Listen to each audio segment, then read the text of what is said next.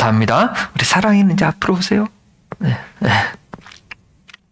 제가 교회를 개척하면서 가장 마음에 두었던 그 내용이 무엇인가 하냐면 우리 성도님들 하여금 믿음의 집을 모래 위에 짓는 것이 아니라 반석 위에 짓게 하는 것입니다.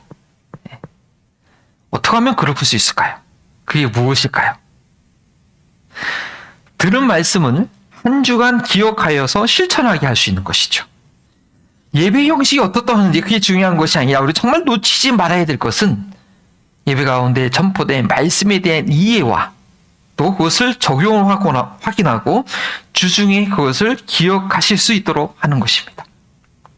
한 주간 사명의 현장에서 생활하시면서 이 한 주를 시작하는 주일에 주님께서 하신 말씀을 기억할 수 있어야 합니다.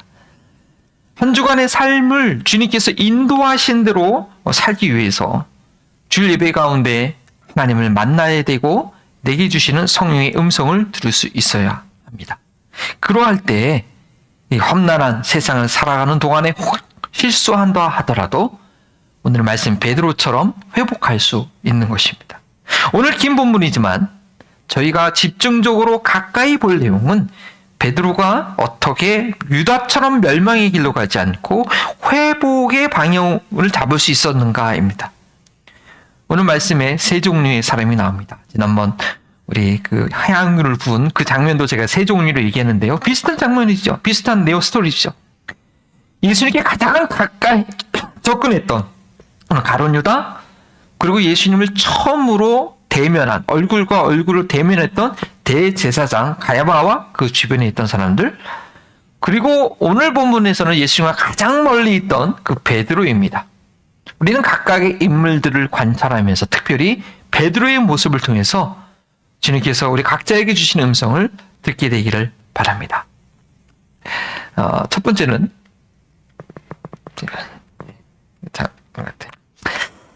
그에게 입을 맞추었다라는 47절과 52절까지 내용 보면요. 잠시 장면에서 사라졌던 가룟 유다가 다시 나타납니다. 앞으로 오세요. 네, 제가 이제 할게요. 네. 다시 나타납니다. 3년간의 기간 중에서 예수님께 아주 가장 가까이 다가가는 순간입니다. 예수님의 뺨에 키스를 합니다. 얼마나 가까이 갔어요? 엄청난 애정과 존경의 표시입니다.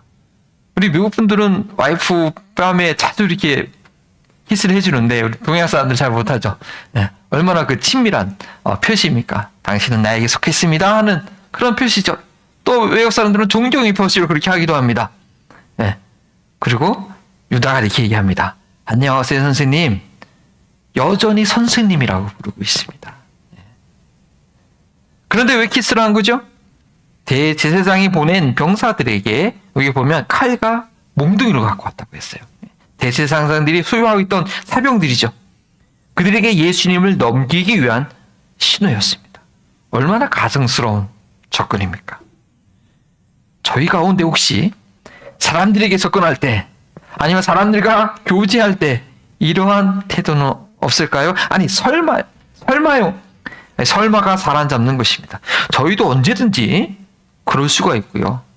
내 목적과 내가 원하는 게 너무 강하면 앞면 싹 가리고 나의 목적을 이루기 위해서 딴 사람 다가가는 거죠. 아니면 또 우리 주변에 있는 사람도 우리한테 그렇게 다가올 수 있습니다. 잘 분별해야 됩니다. 내 마음을 잘 분별해서 이런 거짓된 것이 도사리지 않도록 또한 그런 거짓에 속아넘지 않도록 조심해야 합니다. 겉모습이 아닌 우리는 그 마음을 예수님께 드릴 수 있어야 됩니다. 자신의 목적이 아닌 상대방을 순수하게 돕고자 하는, 섬기고자 하는 마음의 중심에 있어야 됩니다. 그렇지 않으면 스스로 실족하게 되죠. 다 아시다시피 이 가룟 유다는 예수님을 사랑하고 존경해서 그 뺨에 입을 맞춘 것이 아닙니다. 그렇게 해야지 어두운 가운데서도 그 12명 중에 예수님이 누군지 금방 알 수 있거든요. 뺨을 맞추면 금방 볼 수 있는 거죠. 가룟 유다의 입맞춤은 배신을 위한 입맞춤이었습니다. 자신의 목적을 성취하기 위한 아주 가증한 접근이었습니다. 그러나 우리 예수님께서는 친절하게 물으십니다. 친구요, 무엇하러 여기 왔느냐? 친구요, 무엇하러 여기 왔느냐? 주님께서는 저희에게도 물으실 수 있습니다. 동명아, 왜 교회를 개척했느냐? 왜 개척교회에 왔느냐? 왜 여기서 예배드리고 있느냐? 저희가 매주 예배드리는 것이 철저하게 주님의 부르심에 응답한 것이 되어야 합니다. 내가 원해서 온 것이 아니라 힘들어도 내 상황에 맞지 않아도 내가 지금 이곳에 올 수 있는 상황이 전이 아니어도 주님의 계획과 뜻이 있기 때문에 순종하여서 온 것이 되어야 합니다. 내가 원해서 온 것이면, 내가 할 만해서 하는 것이면, 내가 원하는 것이 이루어지지 않을 때, 내가 할 수 없는 것 같을 때 가룟 유다처럼 배반자의 배신자의 길을 가게 되는 것이죠. 이것이 예수님을 주님이라고 고백하지 못하고 선생님이라고 말한 이 가룟 유다의 접근이었습니다. 예수님을 주님이라고 고백하지 못한 가룟 유다의 마음에는 주님의 말씀이 남아 있을 수가 없습니다.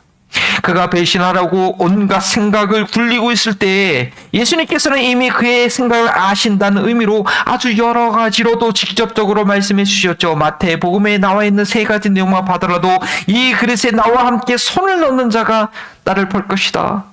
그는 차라리 태어나지 않는 것이 좋을 뻔했다. 그리고 가룟 유다가 결정적으로 나인가요? 라고 물었을 때 내가 말했다 라고 콕 집어서 말씀해 주셨습니다.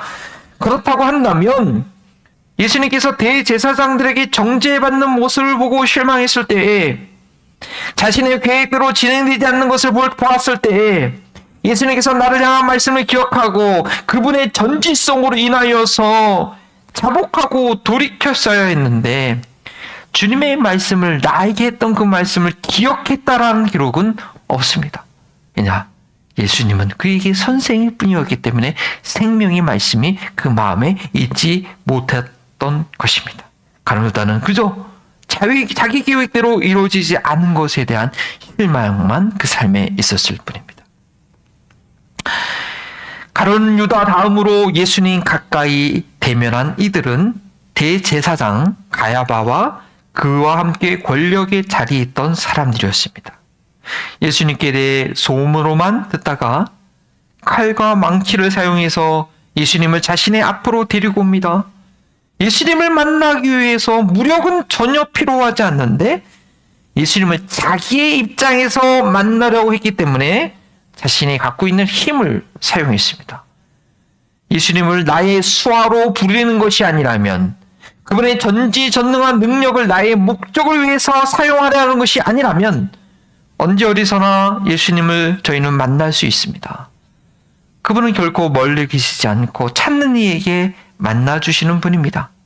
대제사장들이 있는 성전에서 날마다 가르쳤건만 그때는 그들은 반론을 제기하지 않고 이제 와서 무력으로 잡는 것에 대해서 오늘 예수님께서 안타까워 하십니다. 예수님을 직접 신문한 대제사장 가야바는 예수님과 공개적으로 개인적인 대화를 하게 됩니다. 여러 증인들의 거짓 고발이 서로 모순이 되니까 별로 가치가 없었습니다. 예수님을 신성 모독으로 사형의 율법에 의해서 사형에 처할 만한 그런 것을 찾아야 되는데 신통치가 않았던 것이죠. 그래서 그가 직접 묻습니다. 뭐라고 묻습니까? 그대가 살아계신 하나님의 아들 그리스도시요. 너무나 중요한 질문이죠. 이건 바로 베드로가 했던 고백이고 우리 교회의 기초가 되는 고백입니다. 하늘에서 가르쳐 주셔야만 알 수 있는 내용입니다. 가야바는 이것을 어떻게 알았을까요? 어떻게 그런 생각을 해서 물어봤을까요? 율법에 능통한 자였기 때문에, 말씀을 너무나 잘 아는 자였기 때문에 하나님의 아들로서 기름 부음 받은 자 메시아 그리스도가 와서 이스라엘을 통치할 것이라는 그런 지식이 있었습니다. 그리고 갈릴리에서 예수를 하나님의 아들 그리스도로 믿고 따르는 무리가 있었다는 그런 소문도 익히 들었었던 것이죠. 예수님의 답은 당신이 말하였소입니다. 그리고 예수님은 계속해서 설명하십니다. 인자가 권능의 보호자 우편에 앉을 것과 구름을 타고 다시 오는 것을 보게 될 것이라고 말합니다. 이것은 무엇이냐? 다니엘서 7장 9절에서 14절에 있는 그 다니엘의 예언의 내용을 아주 요약해서 설명한 것입니다. 다니엘서 7장에 보면 그 하나님의 형상을 표현하면서 권능의 보좌를 설명하고 그 인자 같은 이가 구름을 타고 와서 그 보좌 앞으로 인도함 받게 되는, 그리고 오게 된다는 그런 내용을 다니엘이 예언했었죠. 이것은 바로 하나님 나라가 완성될 그 모습이었습니다. 그리고 이것은 대제사장 가야바도 율법학자요 제사장이기 때문에 너무나 잘 익히 알고 있을 내용입니다. 그런데 가야바는 이 말을 듣고 극도로 신경질적인 과잉 반응을 하면서 율법에서 사형에 해당되는 이 신성모독이라는 판결을 유도하는 것이죠. 왜 예수님의 이 말이 신성모독이 됐는지는 참 애매모호합니다. 원래 이 신성모독이라는 것, 제3계명 내 하나님 여호와의 이름을 망령되이 일컫지 말라, 이 말씀에 근거해서 하나님의 이름을 저주하거나 하나님의 이름을 헛되이, 하나님 이름을 욕되게 했을 때 돌에 맞아 죽었습니다. 그래서 레위기에 보면 슬로보앗의 아들이 하나님의 이름을 저주했을 때 돌에 맞아 죽게 되는 내용이 나오죠. 율법을 해석한 이 미스드라에도 주로 하나님의 이름을 모독했을 경우에 신성모독이라고 했습니다. 근데 이 바리새인들, 율법에 또 율법을 만들었던 이 바리새인들은요, 이 신성모독의 범위를 넓혀가지고 신적 권위를 주장해도 신성모독이라고 정죄했습니다. 그래서 예수님께서 죄를 사하는 권세가 인자에게 있다라고 이렇게 얘기했을 때 그들이 속으로 생각하기를 이거는 신성모독이다 라고 그렇게 생각했던 것이죠. 오늘 말씀에서 예수님께서 하나님의 아들로서의 권위가 있다고 그렇게 말했기 때문에 그것을 신성모독이라고 아주 난리를 치고 있는 것입니다. 율법의 내용하고 상관없이 그들 나름대로의 해석으로 예수님은 신성모독했다라고 지금 하고 있는 것입니다. 예수님께서는 그저 대제사장이 물어본 곳에 긍정할 뿐입니다. 네 말이 맞다. 그리고 자신에 대해서 다니엘서의 말씀을 인용한 것뿐이었습니다. 전혀 신성모독이 아닙니다. 그러나 가야바는 예수님을 죽이려고 마음을 먹었기 때문에 이 신성모독이라는 프레임에 넣어서 자신의 옷을 찢는 행위를 하면서 반응을 한 거죠. 정말 신성모독인가 보다. 옆에 있는 사람이 다 그렇게 판결할 수 있도록. 대제사장 가야바는 말씀을 아는 자였지만 그 말씀이 전혀 자신에게는 적용되지 않았습니다. 다니엘이 예언했던 그 인자가 바로 눈앞에서 증거하고 있는데 그 말씀에 대한 두려움을 느끼지 못하고 대놓고 대적하고 있는 것입니다. 정말 말씀을 알고 하나님을 경외하는 자라면 이 말씀의 근거에서 예수님께서 얘기한 것, 하나님의 아들에 대해서 증거한 것이라면 한 번 정도는 정말 그런가 두렵고 떨림으로 생각을 해봤어야 되는데 마치 이 사실이 옆에 있는 사람들에게 이게 알려지면 그것이 생각되면 안 될 것 같아서 그냥 순식간에 그냥 다급하게 옷을 찢으면서 거부 반응을 합니다. 왜냐하면 대제사장들은요, 가족이 죽어도 옷을 찢거나 그러면 안 되거든요. 아주 엄중한 그러한 아주 이상한 반응을 보이면서 그 말씀을 다른 사람들이 생각하지 못하도록 자기들은 자신 아예 거부하고 이상한 반응을 보인 것입니다. 예수님과 가까이 대면하여 대화를 나눈 대제사장 가야바는 말씀을 그 누구보다도 가까이 하는 자였지만 실상은 두려움에 쌓여있는 자요 말씀을 거부하는 자였습니다. 군사들을 보내어 무력으로 예수님을 자신에게 데려왔고 자신이 익히 알고 있는 말씀을 즉시 거부했습니다. 저희도 늘 말씀을 가까이 하고 있으나 두려움으로 인해서 그 말씀 이외의 것을 의지하고 말씀을 거부하는 삶은 아닌가 돌아봐야 합니다. 말씀이 삶 가운데 적용되지 않는다면 저희도 충분히 그런 것입니다. 언제 어디서나 설교를 들을 수 있고 말씀을 읽을 수 있고 묵상하지만 실제 삶의 방식이나 결정은 말씀하고는 전혀 상관없는 경우가 있지 않을까요? 날마다 말씀이 주어지기에 특별히 기억해낼 노력도 필요하지 않습니다. 그러나 그저 듣는 말씀은 듣는 말씀이고 내 삶은 내 삶이고 내 감정은 내 감정이고 내가 판단하는 것은 그냥 나의 것입니다. 말씀의 권위에 순복하는 것이 아니라 말씀을 자신의 필요에 따라 자신을 위해서 사용하는 것이죠. 그 말씀 때문에 내가 변화되거나 내가 희생하거나 내가 내려야 된다는 것, 그 말씀 때문에 내가 성장해야 된다는 것은 기대도 상상도 하지 않습니다. 그래서 나는 내 삶의 이 삶이 좋기 때문이죠. 말씀에 가까이 있지만 실제 말씀에 부딪혔을 때에 거부하는 자들의 운명은 오늘 예수님께서 경고하셨듯이 예수님께서 모든 인류를 판단하러 오실 때에 그 심판을 피하지 못할 것입니다. 마지막으로 오늘 말씀 중에서는 예수님과 가장 멀리 있었던 베드로의 상황을 보겠습니다. 다른 이들은 몰라도 자신은 절대 예수님을 떠나가지 않겠다고 장담했던 베드로. 그래서 있는지 홀로, 다른 제자들은 모르겠는데 홀로 예수님이 어떻게 심판을 받는지 따라가서 그 장소까지 가봅니다. 물론 예수님을 변호하기 위해서 간 건 아니죠. 무리들 사이에 껴가지고 제자가 아닌 척 멀리서 보고 있다가 금방 탄로가 납니다. 대제사장의 집에 있던 그 대제사장은 여러 종들이 있었나 봐요. 한 여종이 베드로를 알아보고 갈릴리 예수, 그 대제사장이 있던 집들은 다 예수님에 대해서 아주 하찮게 생각했나. 갈릴리 예수와 함께 있던 자라고 지목합니다.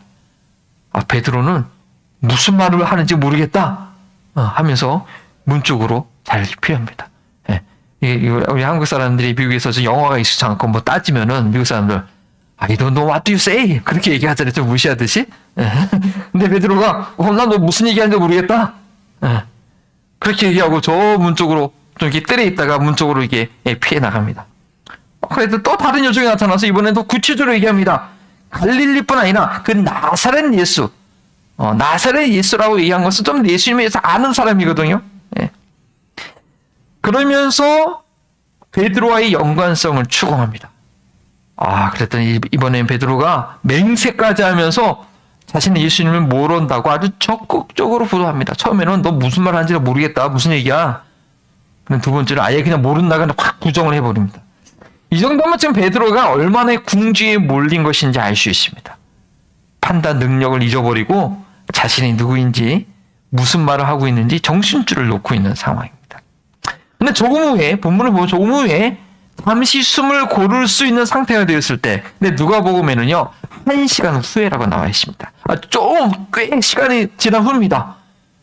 그 옆에, 그러니까 이 지금 마태복음에는 짧게 기록되어 있지만 여러 사람들이 뭐 변론과 뭐 증언과 이 대제사장의 마지막 그 선언까지 하기에는 시간이 뭐 1시간 이상 걸렸던 것 같아요. 베드로가 계속 지켜보고 있었던 거죠. 1시간 지난 후에 베드로 옆에 있던 사람들이 또 얘기합니다.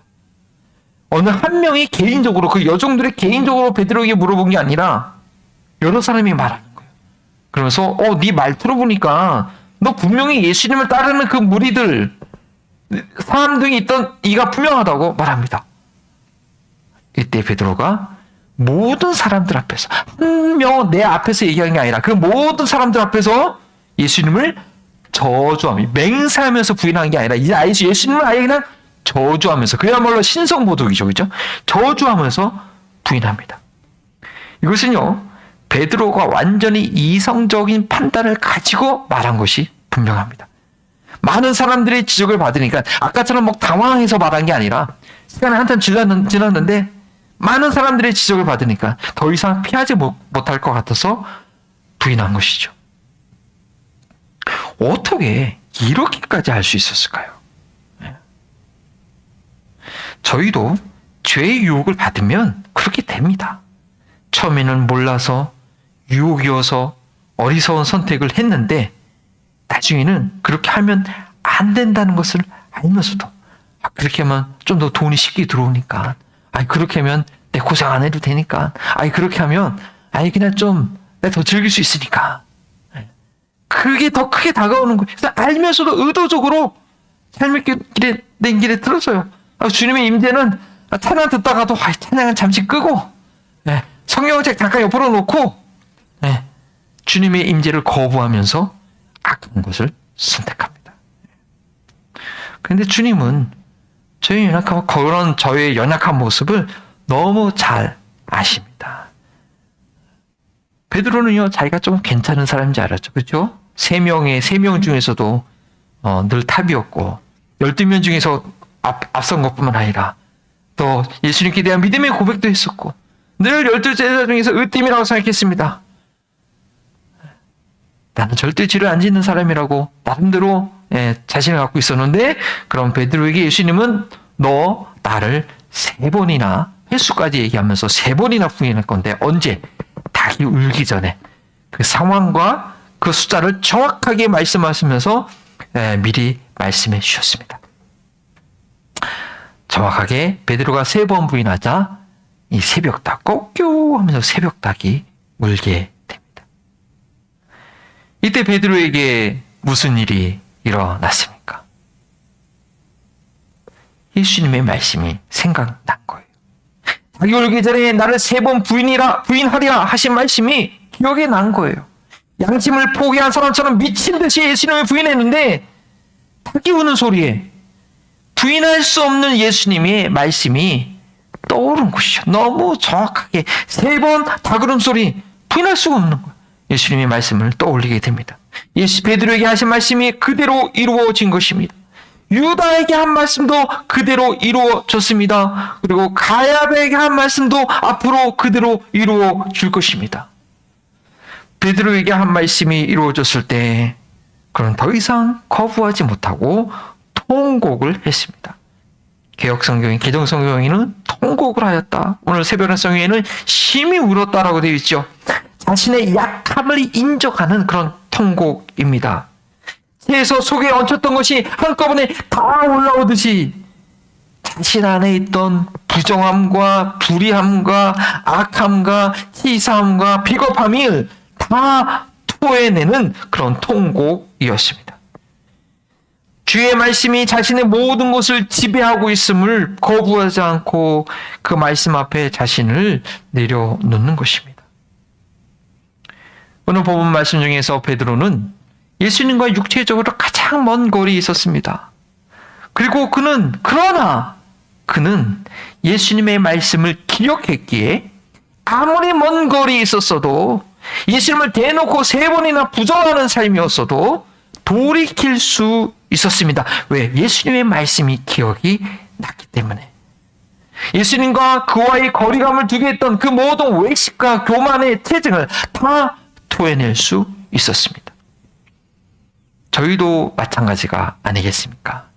나의 목적을 이루기 위해 예수님의 뺨에 입맞추는 자가 되지 말아야 할 것입니다. 자신의 목적을 갖고 있으면 예수님의 말씀이 생각나지도 않고 안다가 하더라도 생각난다 하더라도 대제사장처럼 거부하게 됩니다. 3년 동안 한시도 예수님의 곁을 떠나본 적이 없던 베드로, 먼 거리에서 예수님의 상황을 관망하고 있을 때 그의 모습은 한없이 약했습니다. 예수님과 함께했던 그 수많은 기적의 시간들이 그를 붙들어주지 못했습니다. 예수님 곁에 있지 못한 베드로는 결국 예수님을 부인하는 자리까지 가게 됩니다. 주일을 지나고 한 주간 살아가는 저희의 모습을 돌아봅시다. 저도 설교를 준비하는 이 주간의 클라이막스가 오면 토요일 저녁이 되면 제 마음이 너무 충만해요. 그리고 주일 예배까지 충만해지네요. 월요일부터 이렇게 푹 꺼지는 게 막 내 안에서 들려요. 그래서 새벽 기도를 열심히 하려고 노력하고 있는데, 찬양과 예배, 성도의 교제 가운데 있을 때는 믿는 자의 모습, 예수님을 인정하고 예수님과 함께하는 모습이지만 말씀과 기도에 묶여있지 않게 될 때는 그냥 세상 속에서 일할 때 세상 사람들과 그 까칠한 사람들과 그 말도 안 되는 그런 사람들과 대할 때 과연 나는 예수님이 옆에 있는 자의 모습인가요? 내가 한 주간 살아가면서 내가 불편하게 대했던 그 사람을 내가 주일날 예배 시간에 다시 예배 시간에 만난다고 할 때 부끄러움이 없을까요? 제가 드디어 세탁소 일을 지난 금요일날 인수인계 다 끝나고 내려놨는데 세탁소 일하면서 매 주일마다 저는 양심이 찔려가지고 일하면서 손님들 대하면서 직원들 대하면서 그분들이 내가 주일날 설교 와서 이 자리에서 듣는다고 하면 그 설교를 들을 수 있을까? 얼마나 양심의 괴로움이 많은지 몰라요. 네. 예수님을 옆에 모시고 있는 자의 모습이 아님에도 불구하고, 세상에서 실패하고 있음에도 불구하고 그것을 알지 못하고 그냥 유다처럼 실망만 하고 있으면 안 되는 것입니다. 주님께서는 저희의 그런 연약한 모습을 미리 경고하셨습니다. 경고해 주십니다. 그래서 우리는 요한계시록의 경고처럼 성령이 하시는 말씀을 그 교회는 들을지어다라고 했는데, 우린 주일 예배와 모임을 통해서 성령께서 우리 각자에게 하시는 그 음성을 들고 마음에 담을 수 있어야 됩니다. 그래서 한 주간 살아갈 때에 주의 뜻대로 살지 못할 때에 그 성령의 음성을 듣고 그 성령의 경고, 그 권고가 생각나서 우리는 베드로처럼 통곡할 수 있어야 되는 것입니다. 내가 그리스도인답게 또 살지 못했구나. 내가 전혀 하나님의 계획과 뜻과 상관없이 또 이 시간들을 보내고 있구나 라고 좀 이렇게 알아지는 그런 마음이 있어야 한다는 것이죠. 그러면 그것은 다시 회복되는, 다시 살아갈 수 있는 길로 방향을 턴하게 되는 것입니다. 닭이 울었음에도 불구하고, 분명히 말씀을 적용해야 되는 그 상황에 직면했음에도 불구하고 그 말씀이 생각이 나지도 않고, 아니 생각나는 대로 적용할 의지가 없고 그 적용하기에는 너무 힘들고 힘쓰지 않는다고 한다면 그의 삶 가운데는 십자가가 없는 삶입니다. 예수님과 함께 십자가에 못 박혀서 우리를 좁은 길, 생명의 길로 인도하는 그 십자가가 여전히 내 삶이 있어야 되는데, 십자가에 못 박히지 못했기 때문에 내 삶 가운데 십자가가 어디로 날아가 버린 것입니다. 저희 교회 로고죠. 예. 처음에는 저 십자가 지는 모습만 갖고 있었는데, 저희 교회의 뜻의 이름을 잘 설명해 드렸더니 그분이 저런 로고를, 첫 번째 로고를 만들어 주셨어요. 첫 번째는 십자가에 못 박혀 있어야 돼요. 그 말씀으로 못 박혀 있어야 돼. 내 자아가 죽어져야 돼. 그래야 살아갈 때 십자가를 놓치지 않고 저렇게 나아갈 수 있는 것입니다. 우리 남은 십자가 대제교회는 매주일 예배를 통해서 각자에게 주시는 성령의 음성을 붙드는 그런 교회가 되길 원합니다. 그래서 믿음의 분량대로 깨달은 말씀을 적용할 수 있도록 서로 권면하고 세워지고 지키기에 힘쓰는 교회가 되길 바랍니다. 왜냐하면 말씀을 기억하는 자만이 예수님을 끝까지 따라갈 수 있기 때문입니다. 우리 남은 십자가 제자교회는 이러한 믿음의 영향력을 이 세대 가운데, 그리고 다가오는 세대 가운데 증거하기 위해서 세워진 교회입니다. 기도하시겠습니다. 주님 감사합니다. 2000년 전에 기록된 이 말씀이 그때 상황뿐 아니라 바로 오늘 나의 상황, 이번 한 주가 살아갈 나의 상황을 말씀하시는 주님의 편지인 줄 믿습니다. 하나님, 우리 예배와 또 적용이 나눈 시간에 우리에게 허락해 주신 그 성령의 음성을 놓치지 않고 그 내비게이션의 방향을 따라서 항상 갈 수 있는 저희를 될 수 있도록 인도하여 주시옵소서. 감사하며 예수님의 이름으로 기도합니다. 아멘. 이 시간 우리 찬양하고